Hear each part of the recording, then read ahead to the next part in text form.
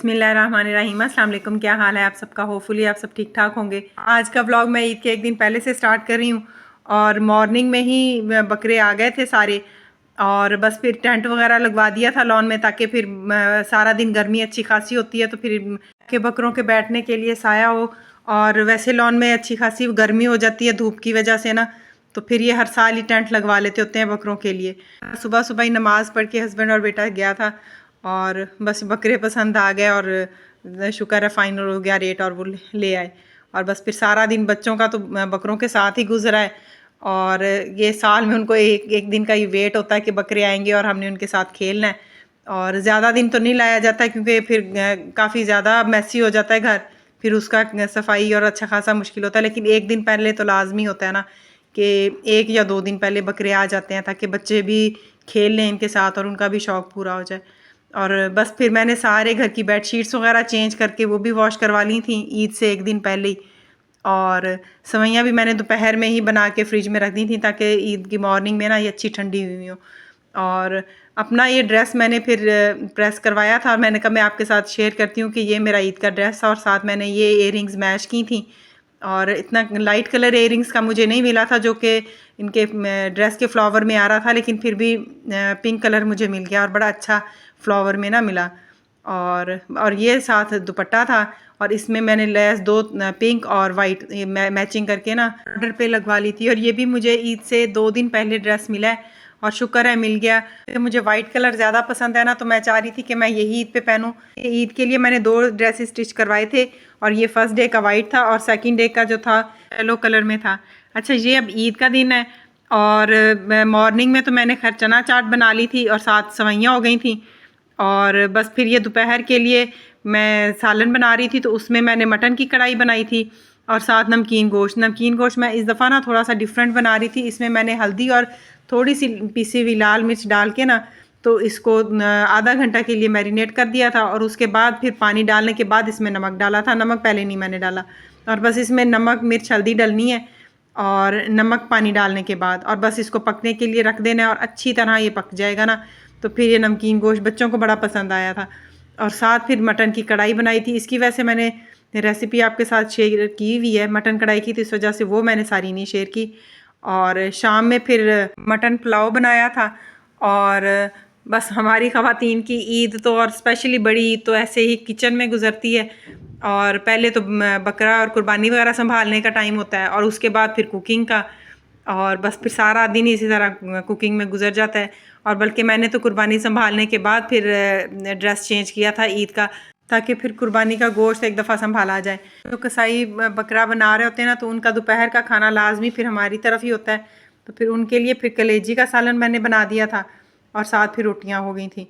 ये next day है और मैं ना मटन स्ट्यू बना रही हूँ और ये मैंने इसमें सिर्फ चाँप यूज़ करी हूँ क्योंकि चाँप की जो गोश्त होता है ना वो जल्दी गल जाता है और बड़ा अच्छा पकता है। तो बस इसमें मैंने ये 1.5 से 2 केजी तक चाँप थी और उसमें मैंने फिर 1 केजी तक दही जो है वो डाला है और उसमें बहुत ज़्यादा मसाले नहीं डालने हैं, बस ये साबुत लाल मिर्च मैं 15 से 20 डाल देनी है और ज़ीरा 1 टेबल स्पून और थोड़ी सी इलायची साबुत डालनी है और नमक डालना है और दालचीनी का 1 टुकड़ा डालना है और बड़ी इलायची का। बस ये 2-4 चीज़ें हैं मसाले की और बहुत ज़्यादा नहीं डालनी, बस थोड़ी थोड़ी डालनी है।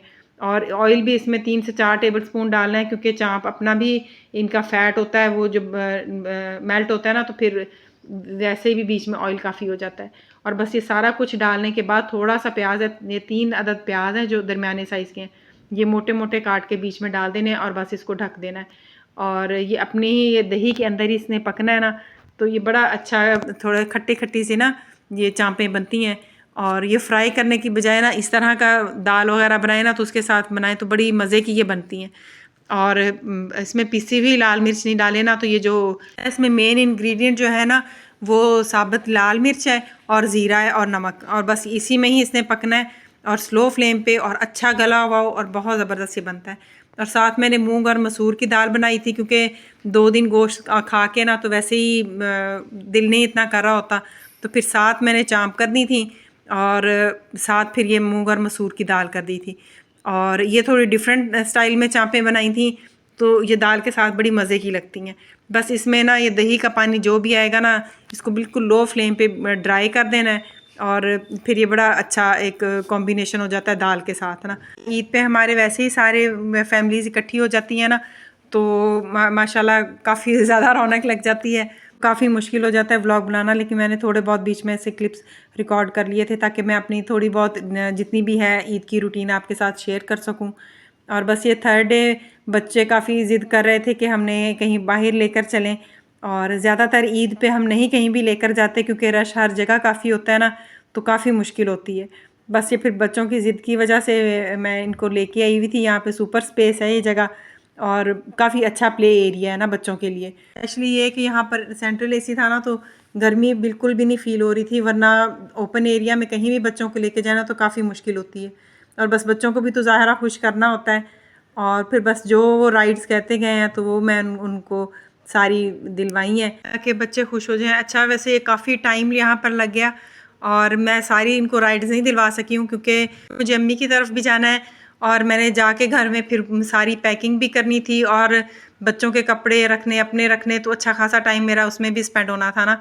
तो बस फिर मैंने जल्दी जल्दी बच्चों के लिए जो वो कह रहे थे ना, स्पेशली जंपिंग वाला उनको बड़ा पसंद था, ये मैं ऊपर ले आई थी इनको ताकि जंपिंग वाला अपना शौक सारा पूरा कर लें यहाँ पे। और काफ़ी ज़्यादा खुला एरिया था जंपिंग के लिए, बस बच्चे जंपिंग करते रहे और मैं बैठी इनका वेट करती रही हूँ ताकि जितना इन्होंने खुश होके करना है ना अपना, तो इन्जॉय कर लें।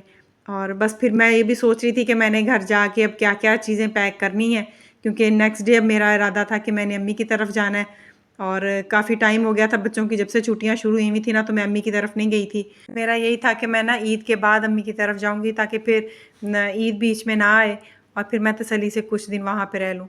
और बस फिर मैंने कुछ सालन भी हस्बैंड के लिए बनाने हैं, और वो बना के फ्रीज़ करने हैं, और उसके बाद फिर मेरा इरादा है इंशाल्लाह अम्मी की तरफ जाने का। और बस यहाँ पर मैं बच्चों का ही वेट कर रही थी कि ये सारा अपना खेलने का सेशन ख़त्म करें और उसके बाद इनको कुछ खिलाऊं। और बस बच्चों को ज़्यादा शवारमा पसंद है और जिंगर बर्गर पसंद है, और यहाँ पर एक छोटा सा कैफ़े था, और बस वहीं पे फिर मैं इनको एक सारे राइड्स दिलवाने के बाद ले गई थी। ये शवारमा और जिंगर बर्गर ना इन्होंने फ्रेशली बना के दिया, तो वहाँ पर काफ़ी हमें कैफ़े में भी टाइम लग गया, और बस उस दौरान मौसम भी काफ़ी अच्छा हो गया, और शाम में अच्छी खासी हमारे ना बारिश हुई, और ईद पर तो अच्छी खासी गर्मी भी थी और किचन में काम भी करना था। और लेकिन अल्लाह का शुक्र है थर्ड डे काफ़ी बारिश भी हुई और मौसम काफ़ी हद तक चेंज हो गया। ये एरिया छोटा था, लेकिन ये है कि काफ़ी हद तक बच्चों ने एंजॉय कर लिया। वैसे मैं ज़्यादातर इनको जब अम्मी की तरफ लेके जाऊँ ना, तो वहाँ पार्क्स वगैरह में लेकर जाती हूँ, क्योंकि वहाँ पर एरिया काफ़ी खुला होता है और वहाँ पर ज़्यादा अच्छे पार्क्स हैं। लेकिन ये है कि यहाँ पर भी मैं फ़र्स्ट टाइम बच्चों को लेके आई थी, लेकिन मेरा एक्सपीरियंस अच्छा रहा यहाँ पे। और कैफ़े भी छोटा था लेकिन खाना इनका अच्छा था। और बस यही था मेरा आज का व्लॉग। उम्मीद है आपको पसंद आया होगा। अगर पसंद आया हो तो लाइक शेयर और सब्सक्राइब लाजमी कीजिएगा, और मुझे कमेंट सेक्शन में लाजमी बताइएगा कि आपको मेरे व्लॉग कैसे लगते हैं। अल्लाह हाफिज़, और प्लीज़ सब्सक्राइब लाजमी कीजिएगा।